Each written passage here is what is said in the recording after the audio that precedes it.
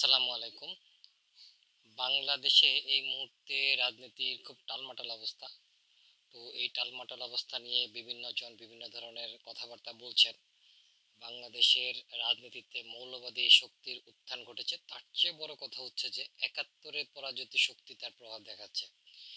আওয়ামী লীগ যদি গণহত্যা বা ম্যাসাকার যেটাই বলে না কেন জুলাইয়ে ২০০০ বা ১৪০০ মানুষের হত্যার জন্য যদি নিষিদ্ধ হতে পারে, গত ১৬ বছরের ফ্যাসিবাদী আচরণে যদি যদি নিষিদ্ধ হতে পারে, ১৯৭১ সালে জামাত ইসলামী তারা নিজেরা গণহত্যায় অংশগ্রহণ করেছে, সক্রিয়ভাবে অংশগ্রহণ করেছে। রাজাকার, আলবদর, আল শামস বিভিন্ন বাহিনী গঠন করে, শান্তি বাহিনী গঠন করে জামাতের লোকজন বাংলাদেশ অর্থাৎ পাকিস্তান রক্ষার জন্য তাদের সর্বোচ্চ চেষ্টা করেছে।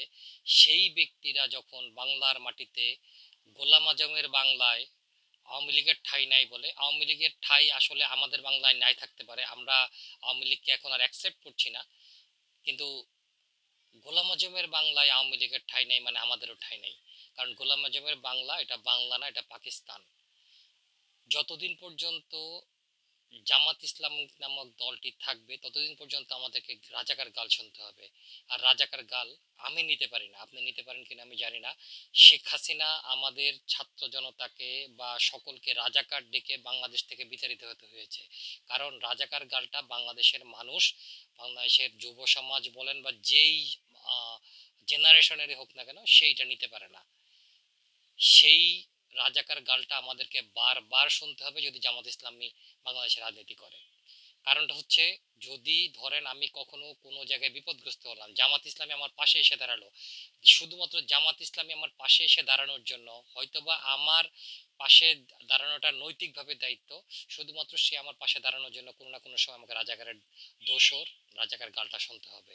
আমি রাজাকার গাল শুনতে চাই না, আমার ভবিষ্যৎ প্রজন্ম যাতে রাজাকার গাল শুনতে না হয় সেই জন্য জামাত ইসলামীকে নিষিদ্ধ করতে হবে। জামাত ইসলামী নিষিদ্ধ হওয়া মানেই হচ্ছে বাংলাদেশের মানুষ আর কখনো কাউকে রাজাকার বলে গালি দিতে পারবে না।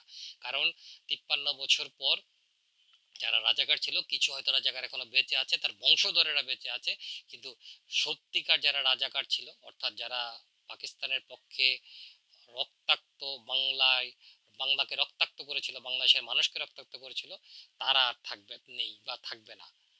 তো সেই হিসেবে আমি অবশ্যই আশা করব জামাত আওয়ামী লীগকে যেভাবে নিষিদ্ধ করা হয়েছে, জামাত ইসলামী এখনো নিষিদ্ধ আছে, তার নিবন্ধন কোনোভাবেই যেন ফেরত না হয়, সে যেন বাংলাদেশে নিষিদ্ধ হয়। জামাত ইসলাম নিষিদ্ধ হওয়া মানে বাংলাদেশের মানুষকে আর কখনো রাজাকার গাল শুনতে হবে না।